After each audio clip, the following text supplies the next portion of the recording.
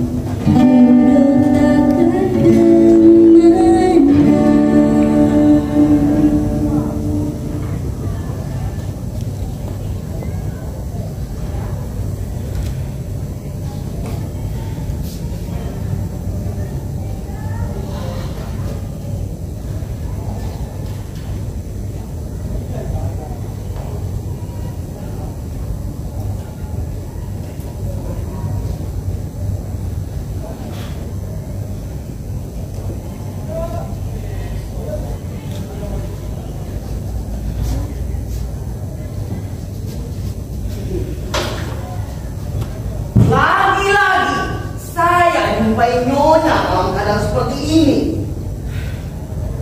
Hal ini tidak bisa dibenarkan, Nyonya Martopo. Nyonya menyiksa diri. Koki dan babu bergurau di kebun sambil mentomat. Semua yang bernafas sedang menikmati hidup ini, Nyonya.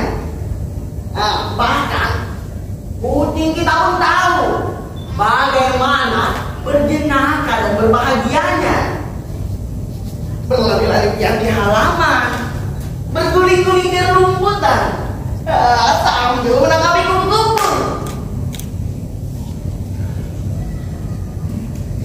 Tetapi Nyonya hanya membicarakan diri Nyonya sendiri.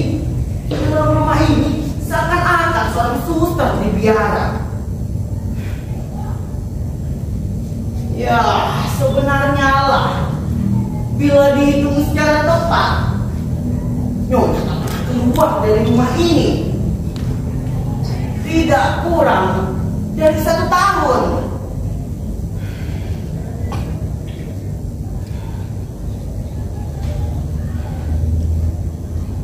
Dan saya tidak akan pergi keluar.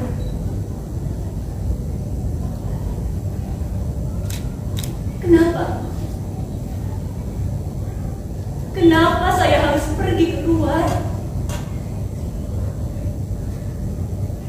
Riwayat saya sudah aman. Suami saya terbaring di kuburnya.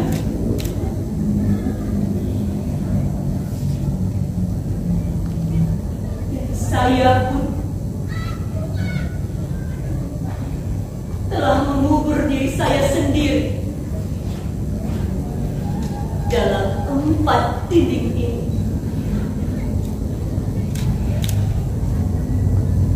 Kami berdua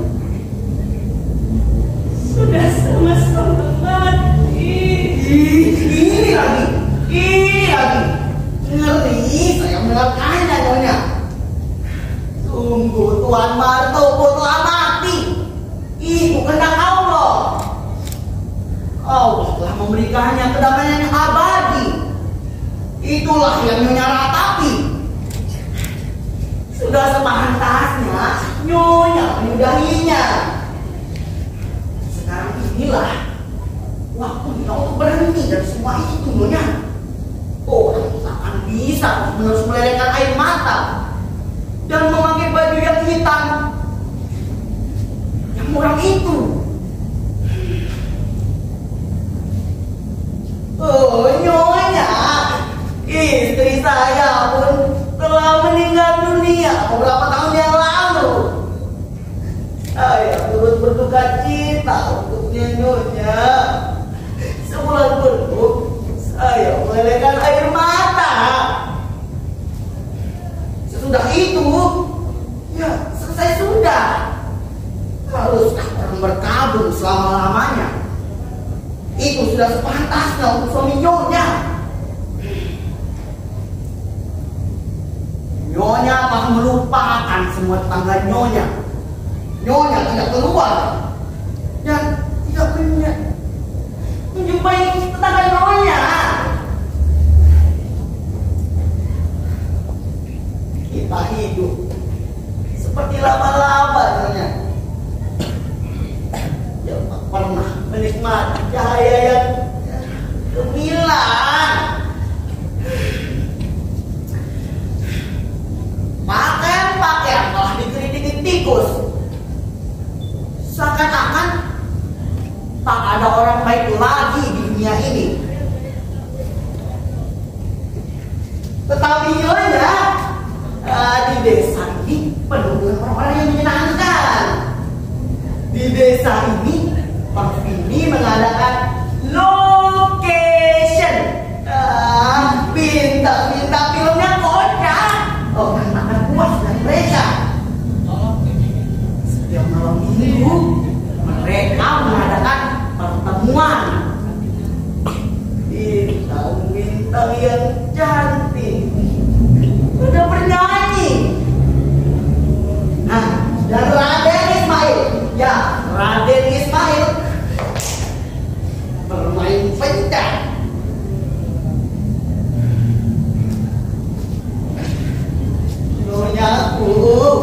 Nyonya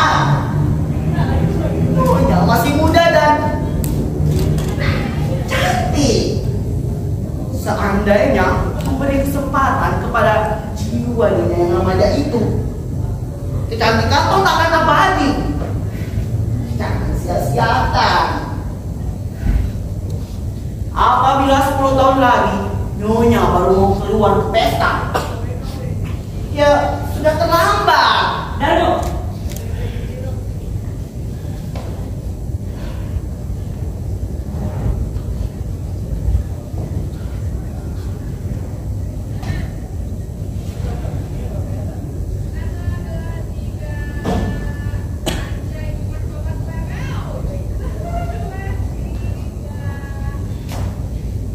saya minta untuk tidak berkata seperti itu lagi. Bapak telah tahu bahwa sejak kematian Mas Martopo, hidup ini tidak ada artinya lagi bagi saya.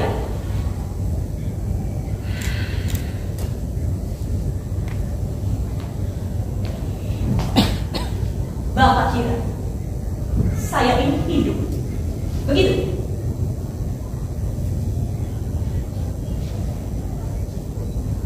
Ini semua hanya nampaknya saja. Mengerti kan?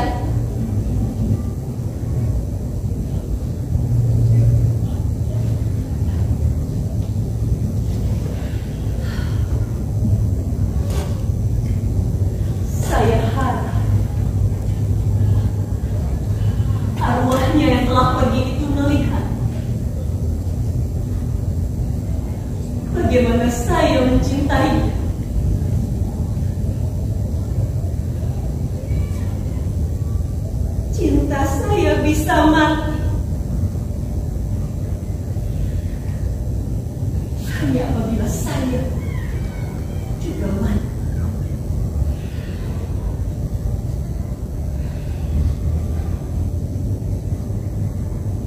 Iya, saya tahu. Ini semua bukan rahasia pula bagi Bapak.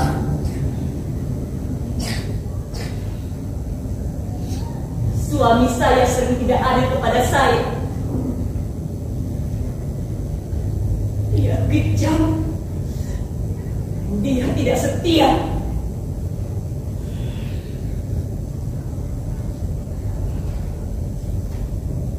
Tapi saya akan setia. Setia kepada bangkainya yang membuktikan betapa saya bisa mencintainya.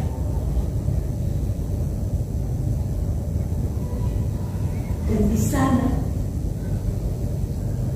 di akhirat, ia akan tetap melihat saya sama seperti dulu. Apa faedahnya kata-kata semacam itu, Nyonya? Bila lebih patut Nyonya pergi ke kebun dan memerintahkan orang-orang untuk memberi makanan kuda kesayangan kita, si Tommy dan si Hero di depan kereta. Kemudian Nyonya pergi bersiar, atau mengunjungi para tetangga. Ya, para tetangga.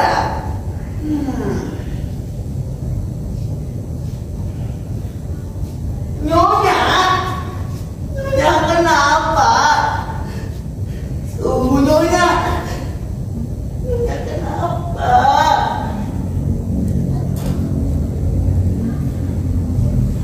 Suami saya sangat mencintai kuda itu, Pak. Toh, dia selalu tahu bagaimana cara mengendarainya. Apabila dia menginjak kebun, dia bahkan pernah membawaku mendaki Gunung Bromo.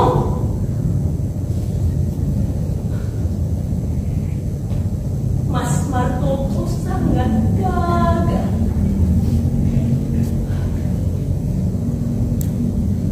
Apabila dia menarik kekang kuda itu dengan kedua tangannya yang perkasa. Padamu, tolong beri topi rumput 2 kali lipat hari. Siap, Nyonya. Siapa itu? Bapak, saya tidak mau terima kamu. Siap, Nyonya.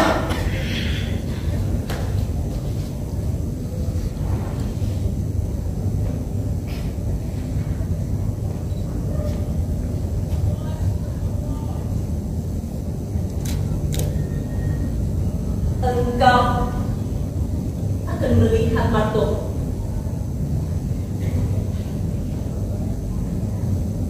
Betapa saya dapat mencintaimu dan mengampunimu sekaligus.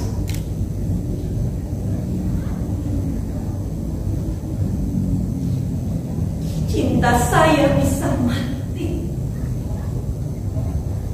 hanya apabila saya pun telah mati.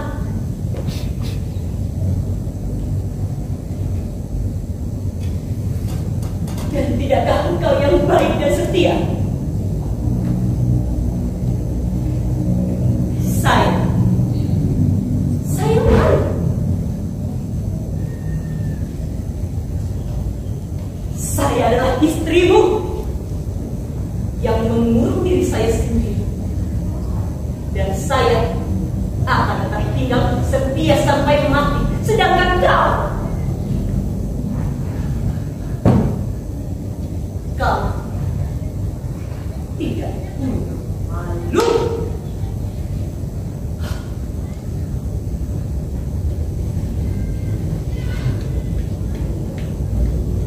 Kau monyet.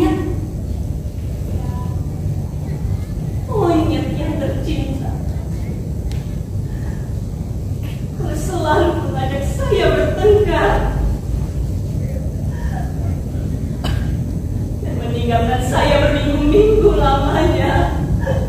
Nyonya, Nyonya,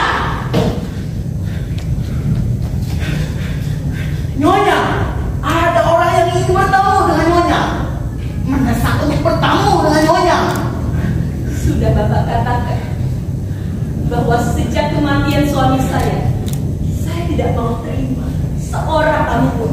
Sudah Nyonya, ia tidak mau mendengarkannya. Namanya urusan yang sangat penting. Bapak sudah katakan saya tidak mau terima tamu. Saya sudah berkata begitu Nyonya, tetapi ia orang yang ganas. Ia menjadi maki dan nekat saja masuk ke dalam rumah. Baik, bawa orang itu kemari. Siap Nyonya. Sungguh orang-orang tidak punya adab. Apa yang mereka kehendaki dari saya? Kenapa mereka mengganggu kedamaian saya ini?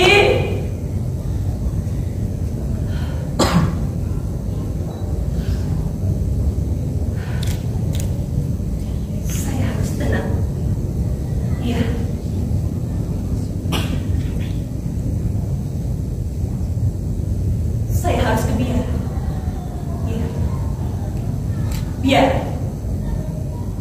orang goblok.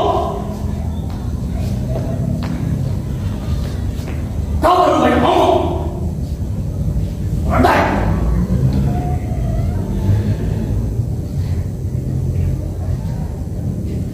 Nyonya, saya merasa terhormat untuk memperkenalkan diri saya. Mayor Laskar Rakyat di zaman revolusi sekarang mengundurkan diri dan menjadi pengusaha perkebunan. Adapun nama saya Baitul Bilal. Saya terpaksa mengganggu Nyonya untuk suatu urusan yang luar biasa mendesak. Tuan mau apa? Almarhum suami Nyonya, dengan siapa saya merasa beruntung bisa bersahabat, meninggalkan kepada saya 2 buah bon yang jumlahnya 12 juta rupiah. Berhubung besok saya harus membayar bunga untuk sebuah hutang, maka saya memohon kepada Nyonya, hendaknya Nyonya suka membayar hutang tersebut hari ini. 12 juta? Ya. Suami saya memberi apa saja pada Tuan? Oh, macam-macam. Ada beras, kacang, kedelai, minyak. Oh ya, dan juga rumput untuk kuda-kudanya. Rumput? Padahal sudah saya bilang, beri kami rumput 2 kali lipat hari ini. Siap, Nyonya.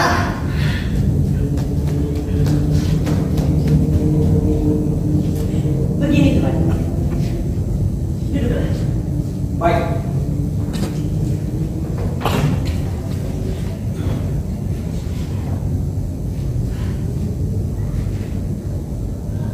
Apabila Mas Martopo berhutang pada Tuan, tentu saya akan bayar. Oh, tentu saja. Tapi sayang, hari ini uangnya tidak ada pada saya. Besok lusa, bendahara saya akan kembali dari kota dan Tuan akan mendapatkan uang Tuan kembali. Jadi saya mohon maaf bahwa hari ini saya tidak bisa memenuhi permintaan Tuan itu. Dan lebih daripada itu,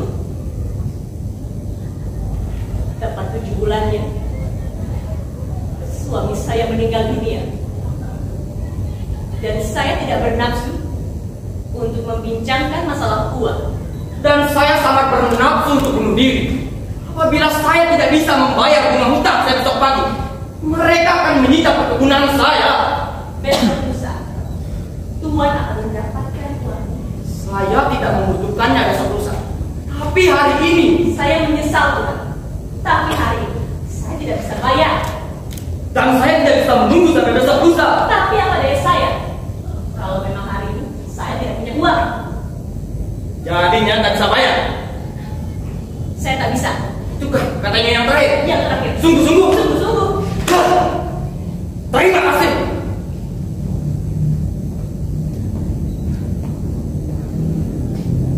Mereka mengharapkan saya untuk menahan diri. Penagih pajak di jalan tadi bertanya kepada saya, kenapa saya selalu khawatir? Saya membutuhkan uang. Saya merasa leher saya terjerat. Sejak kemarin pagi, saya meninggalkan rumah di waktu hari masih subuh dan menagih hutang ke sana kemari. Seandainya ada saja yang membayar hutangnya, lumayan juga. Tapi ini tidak. Setan pun menyaksikan bagaimana saya terpaksa menginap di penginapan terkutuk itu. Dengan kamar yang sempit, balai-balai penuh kepiting, dan akhirnya sekarang saya mengharapkan uang sekedarnya dari Nyonya, dan Nyonya cuma bilang tidak bernafsu. Kenapa saya tidak boleh khawatir begini halnya? Tuan, saya kira saya telah cukup menjelaskannya bahwa besok lusa bendahara saya akan kembali dari kota dan Tuan akan mendapatkan uang Tuan kembali. Saya datang tidak untuk bertemu dengan bendahara Nyonya. Saya datang untuk bertemu dengan Nyonya. Saya tidak peduli pada bendahara itu. Demi setan saya tidak peduli. Maafkan bahasa saya ini. Sesungguhnya Tuan, sejak tadi saya tidak biasa dengan bahasa dan tingkah laku Tuan yang seperti itu. Saya tekan, saya tidak bernafsu untuk berbicara lebih lanjut. Permisi. Nyonya, Nyonya, Nyonya.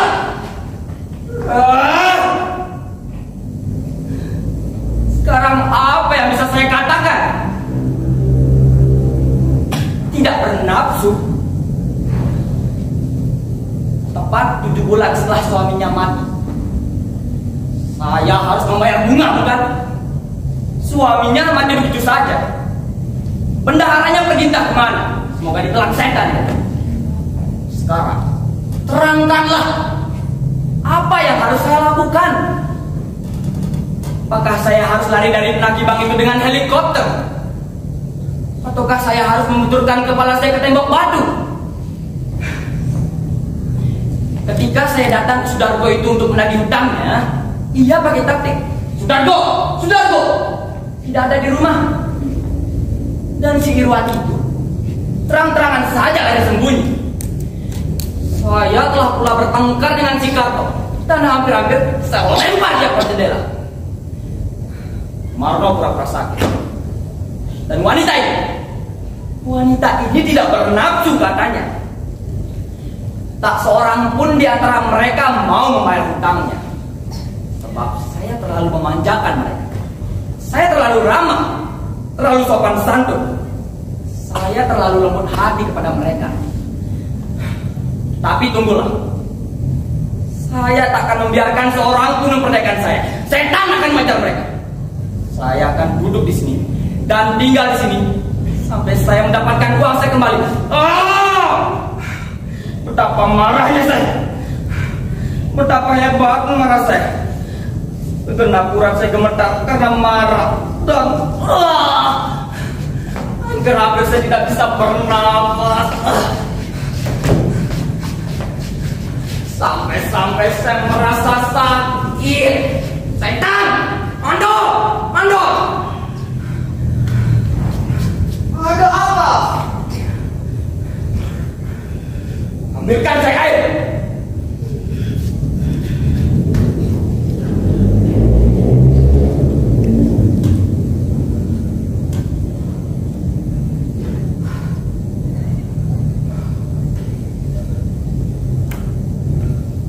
Sekarang apa yang bisa saya perbuat? Ia tak punya uang kondang di dompetnya. Logika macam apa ini? Saya merasa leher saya terjerat.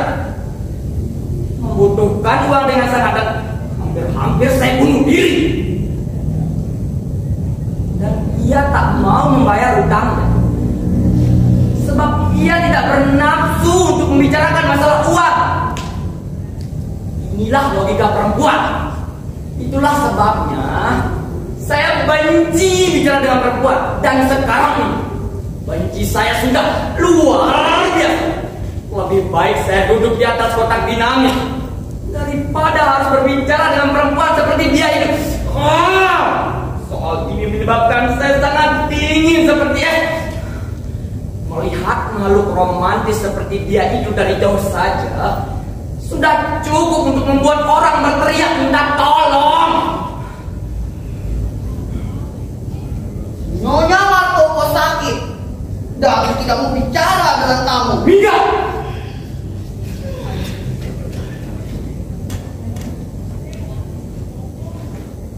Sakit dan tak mau bicara.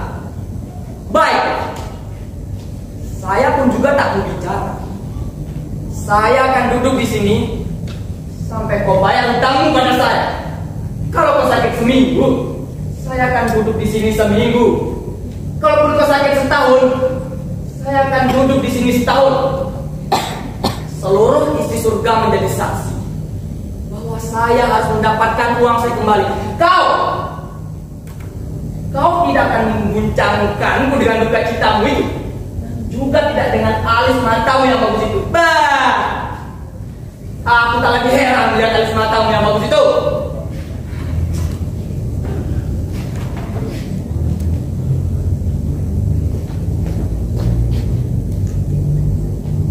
Ali, lepaskan bunda dari kereta. Kita tidak akan buru-buru pulang. Katakan pada orang-orang di kandang itu supaya memberinya rumput. 2 kali lipat. Kok budak yang kiri itu rewel sekali? Jangan dipukul, goblok. Boleh saja dipukul, tapi pelan-pelan saja. Nah, begitu.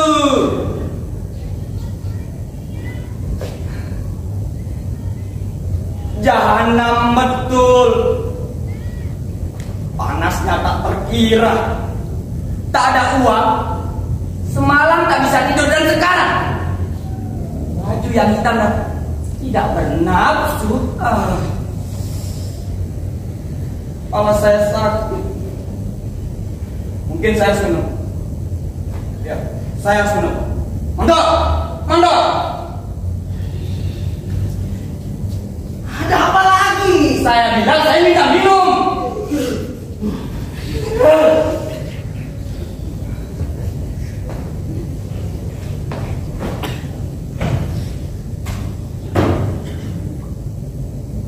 Gagalnya sudah nyata.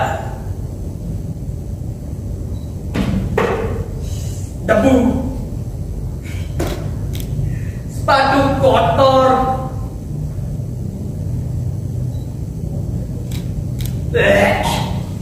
belum mandi, belum bersisir, jerami mengotori pakaian saya. Nyonya itu barangkali mengira saya ini seorang gaul. Memang agak kurang sopan masuk ruang tamu menggunakan pakaian seperti ini. Ya, tak ada salahnya sampai sekarang. Saya datang kemari tidak sebagai tamu. Saya penagih utang dan tak ada pakaian yang khusus bagi penagih utang. Wah, Tuhan tangkap bebas betul di sini. Apa? Pada siapa kau tunjukkan ucapanmu itu? Dia, utangmu. Kacau. Orang ini tak mau pergi. Iya setan. Betapa marahnya saya. Cukup marah untuk melempari seluruh dunia ini dengan lumpur. Sampai saya merasa sakit lagi.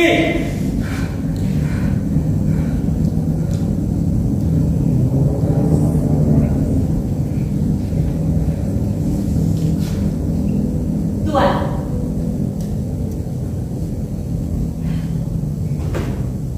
sejak hidup saya yang kesepian ini,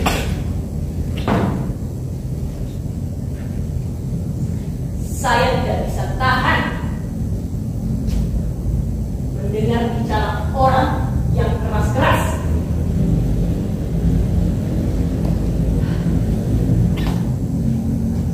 minta kepada Tuan, sukalah hendak supaya tidak mengganggu kedamaian saya ini.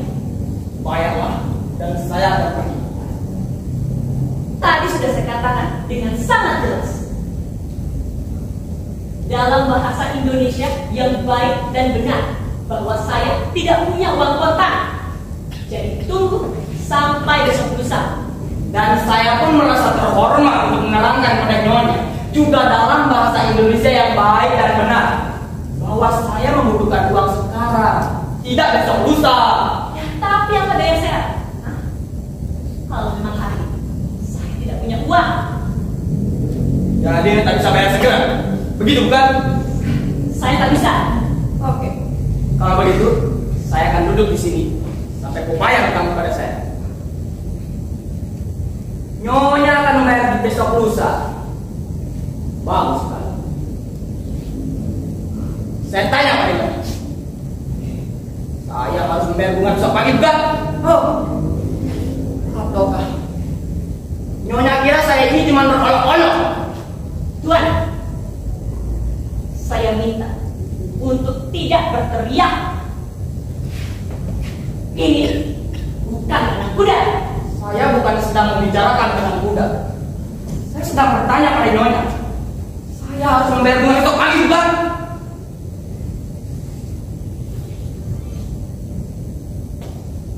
Tuan pasti tidak tahu bagaimana caranya memperlakukan seorang wanita. Tentu saja saya tahu. Tidak. Tuan tidak tahu. Tuan ini orang kampung. Orang adat.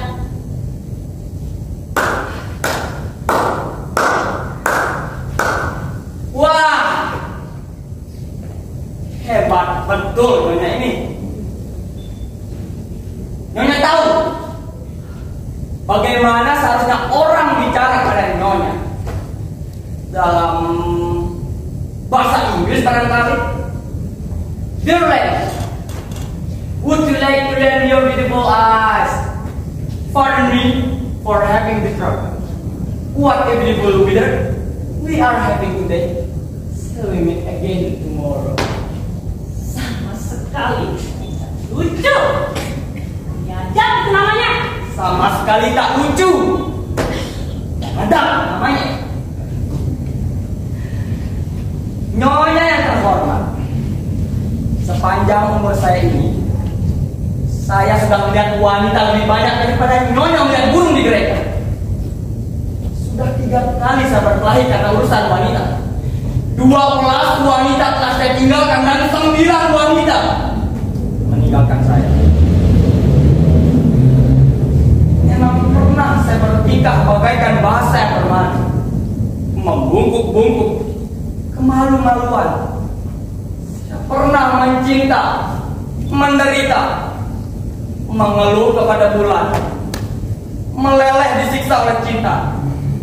Saya pernah mencinta dengan dahsyat, mencinta dengan semua tanda nada, berkicau sebagai burung kutilan tentang emansipasi, mengorbankan separuh dari harta benda saya dalam pengaruh nafsu yang lembut. Tetapi sekarang, demi setan itu semua tak cukup. Nyonya mempunyai nasib yang malang karena lahir sebagai seorang wanita.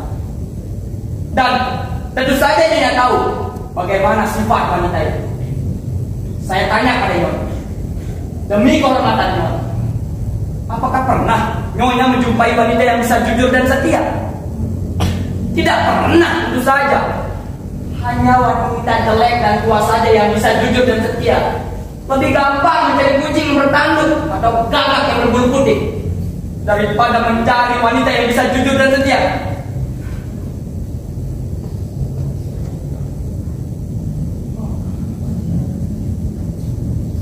Jika menurut Tuan demikian, maka izinkan saya bertanya pada Tuan. Silakan. Siapakah yang lebih jujur dan setia dalam bercinta? Lelaki barangkali. Iya,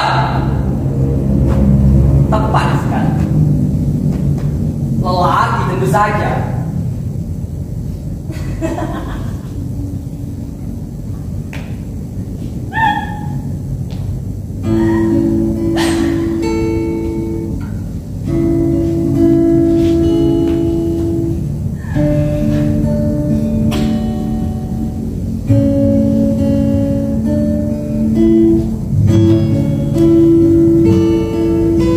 Lelaki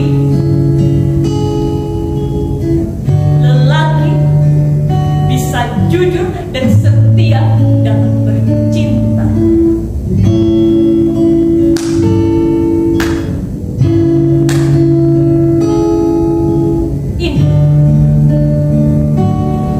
Ini adalah sebuah fakta yang baru.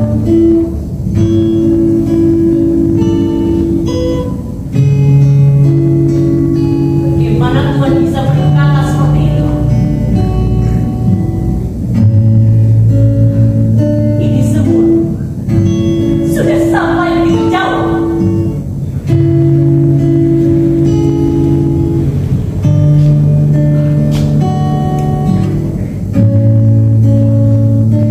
Saya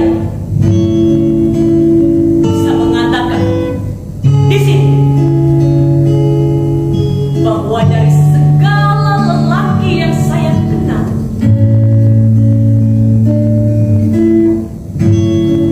suami saya adalah yang terbaik. Saya mencintainya dengan hangat, dengan segenap jiwa saya, seperti halnya yang hanya bisa dilakukan oleh seorang perempuan bijak dan bijaksana. Saya korbankan diri saya.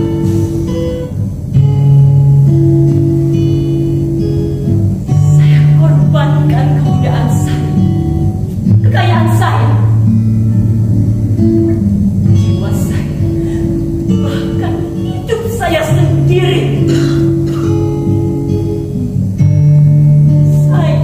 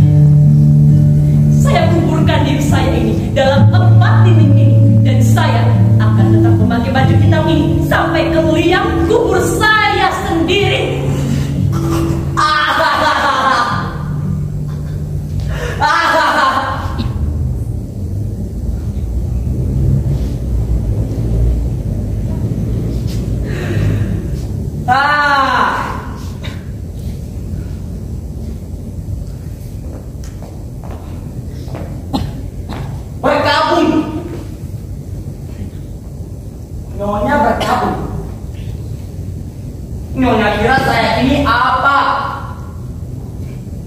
Betapa romantisnya Nyonya ini. Nyonya mau meniru dongeng.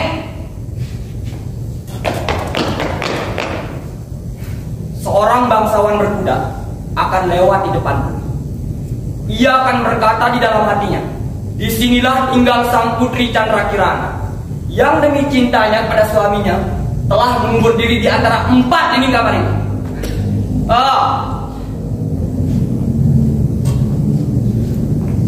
Saya sudah mengerti akan sandiwara ini, Nyonya.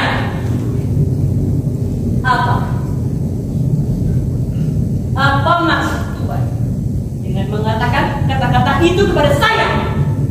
Nyonya telah mengubur hidup-hidup diri Nyonya. Tapi sementara itu Nyonya lupa. Tak lupa membedaki Nyonya. Kelancaran perempuan itu. Saya mohon untuk tidak minta saya. Bukannya benar Nyonya. Izinkanlah saya menyebutkan kenyataan-kenyataan. Saya bukannya seorang wanita, dan saya sudah biasa serba berterus terang mengeluarkan apa isi hati saya. Maka dari itu, dengan hormat saya minta, jangan menjerit. Saya tidak menjerit. Tuan yang menjerit.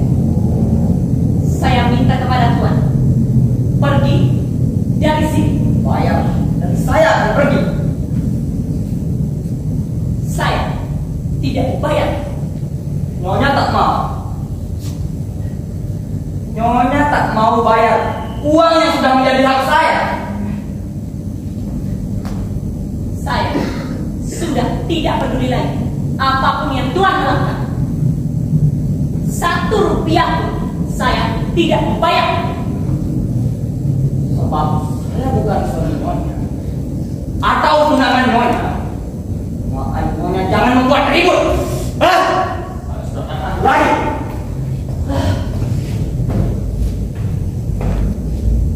Apakah Tuan berniat akan duduk?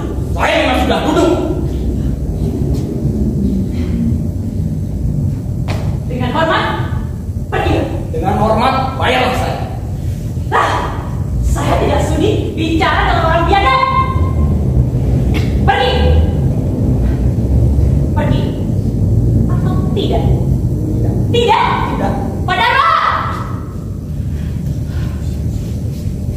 katakan Tuan Bayrul Bilal ini pergi.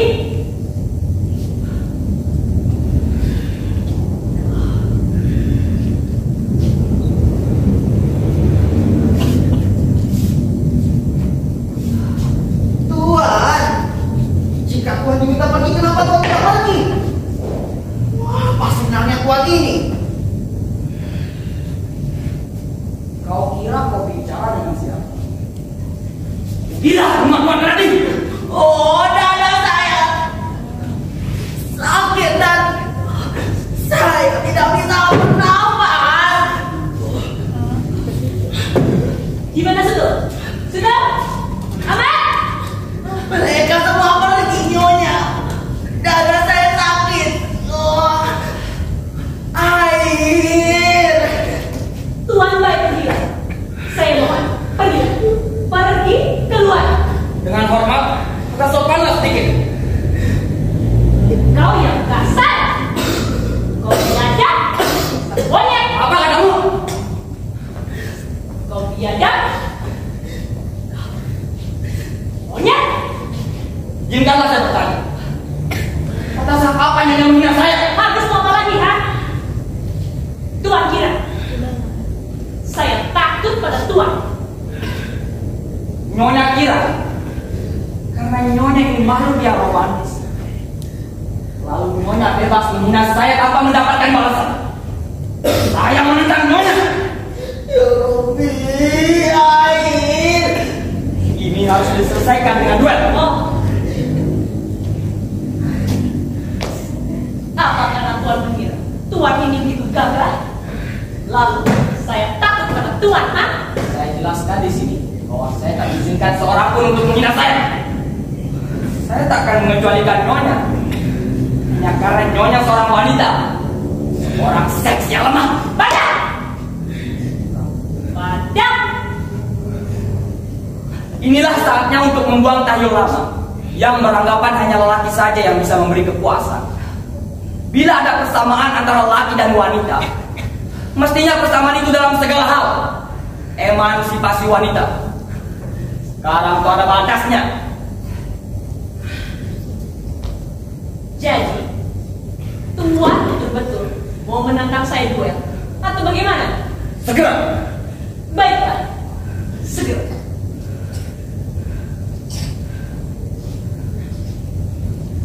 Saya kurang dalam berlatih tinju.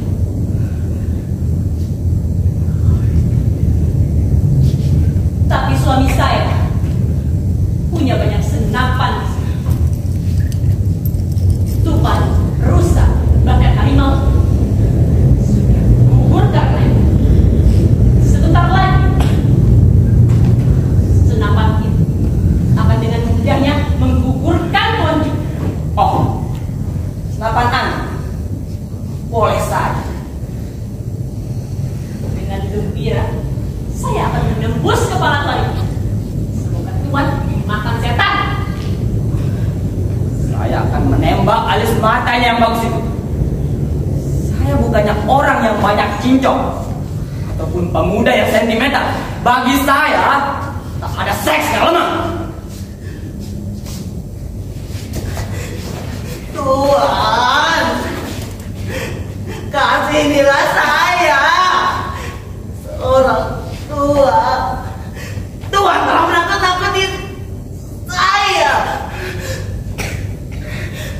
Saya hampir mati dan sekarang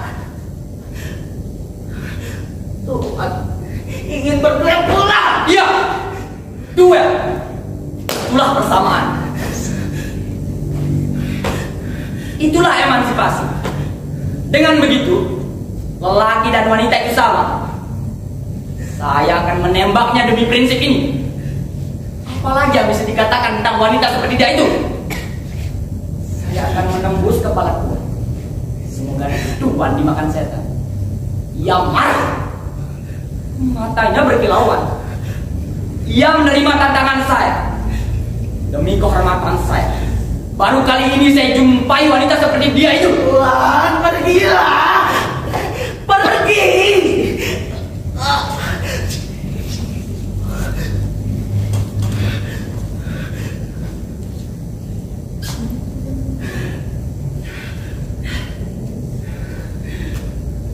Ini senapannya. Tapi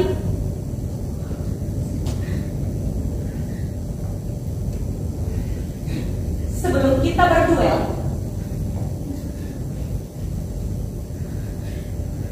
ajari saya menembak. Saya kurang biasa dengan senapan. Ya Robby.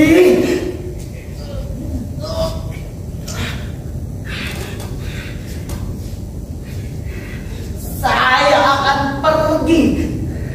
Saya akan memancing orang-orang.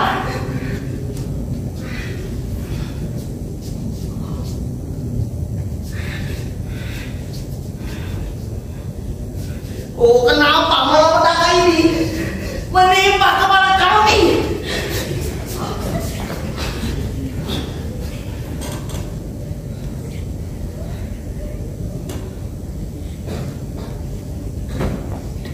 Coba saya lihat.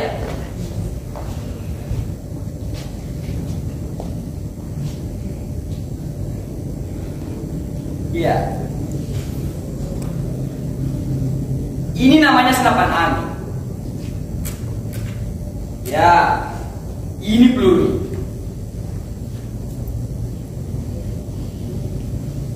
Memang bagus untuk menembak burung yang sedang terbang. Ini lain dari senapan biasanya. Lihatlah. BSD. Senapan ini tak kurang harganya dari 12 juta. Ini cara memakainya.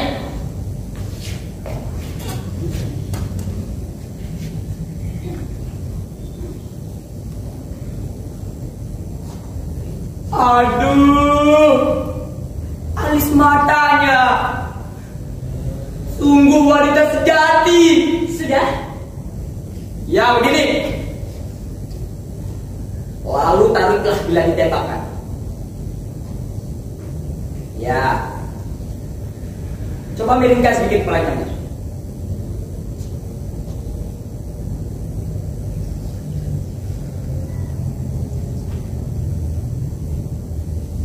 Pokoknya harus tepat di bahu nyonya.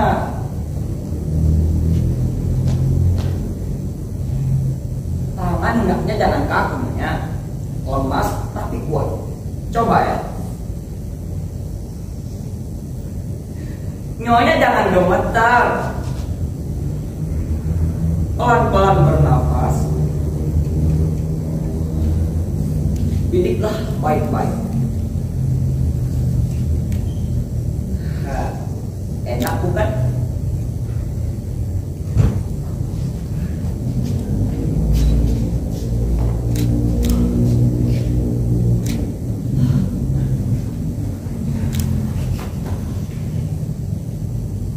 Tak enak menimbang dalam rumah. Ayo kita keluar. Iya, saya belum selesai mengajar. Nah, saya ajarin hanya menembak udara. Terlalu keluar. Itu tidak perlu. Kenapa?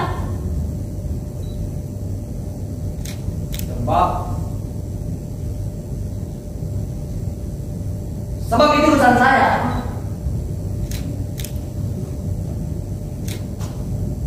Tuan takut.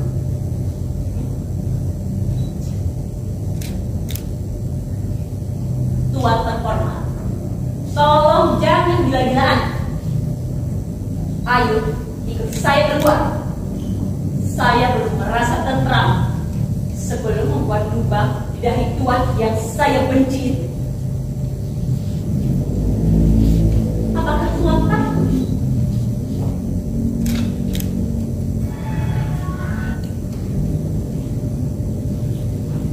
Iya, saya takut banget.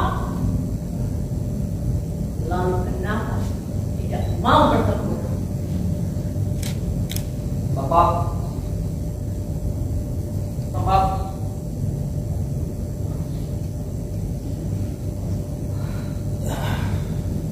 sebab saya suka pada nyonya.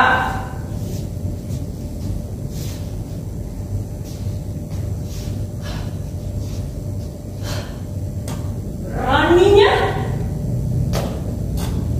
bilang suka dengan saya. Pergi.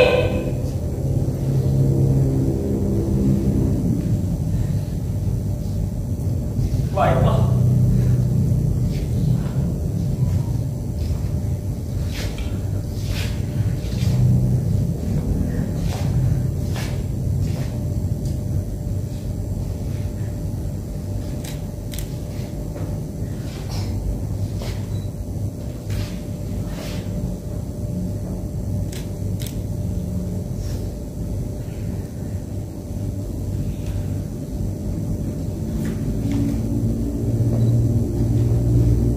Dengarlah. Apakah nyonya masih marah pada saya? Saya begitu gila seperti setan. Tapi saya harap nyonya bisa mengerti. Bagaimana saya akan menjelaskannya? Soalnya ya... soalnya ya begini. Apakah salah saya kalau nyonya berhutang pada saya? Saya tidak bisa disalahkan, bukan? Saya suka pada nyonya. Mengerti gak? Saya hampir jatuh cinta. Gila. Ya Rabbi,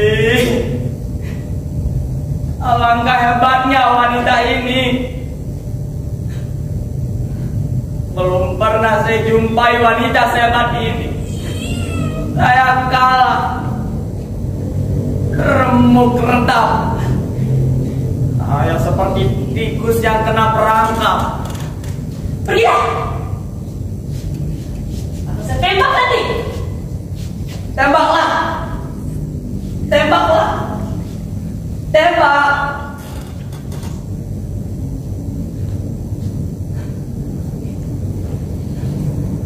Nyonya tak tahu bagaimana bahagia rasanya mati di depan pandangan sepasang mata yang berkilauan itu. Mati ditembak oleh senapan angin yang dipegang oleh tangan yang mungil dan halus itu.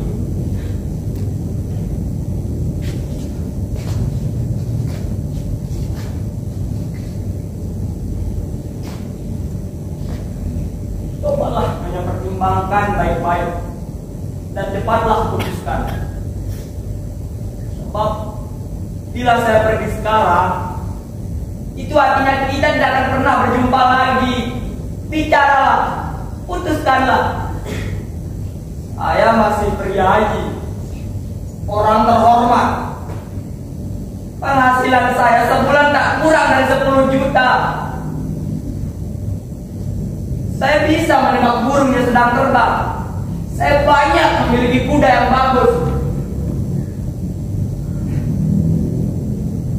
Maukah Nyonya menjadi istri saya? Tembak! Saya bingung. Saya kurang mengerti.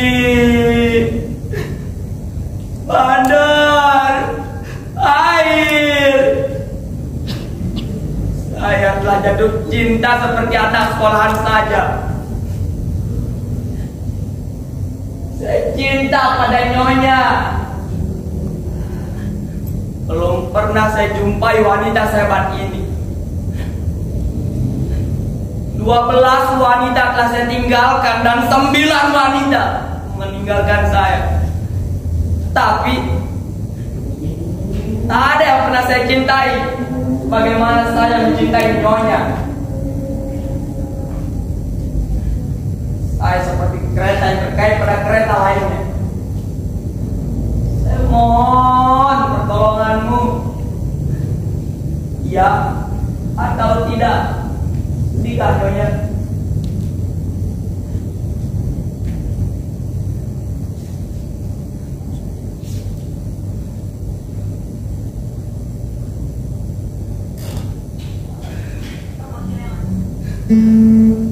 Baiklah.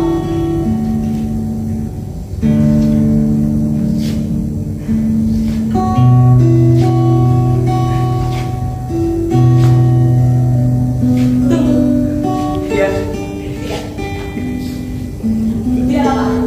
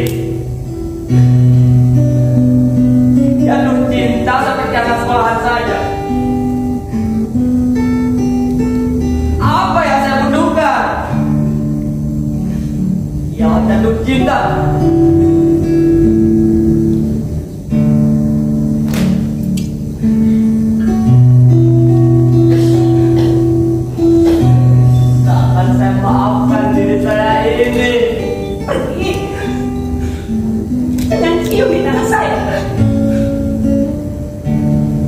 Saya benci. Saya benci.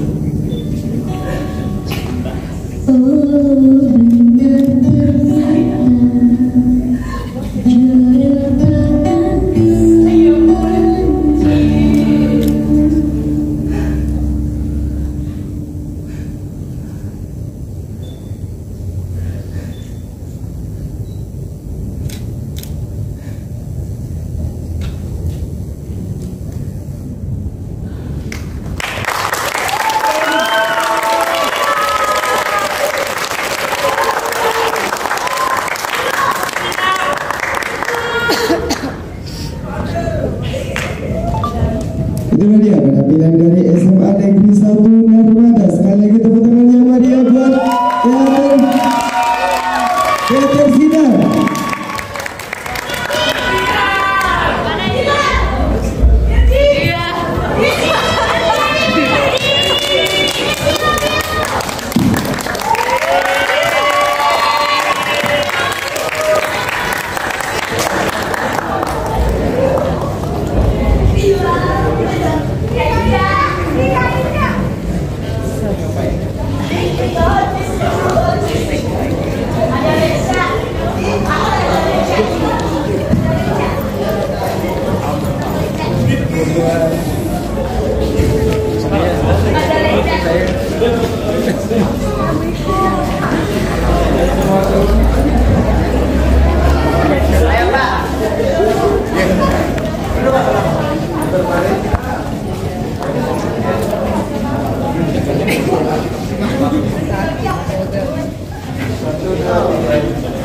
Jangannya cewek itu tapi mau.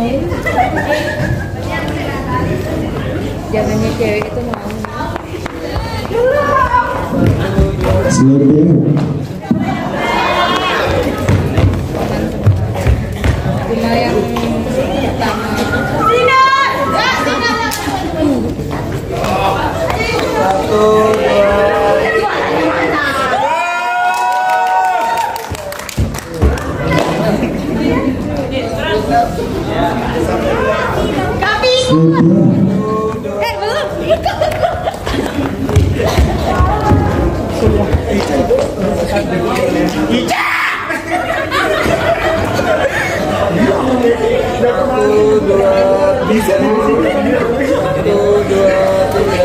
Suaranya Teater Sinar.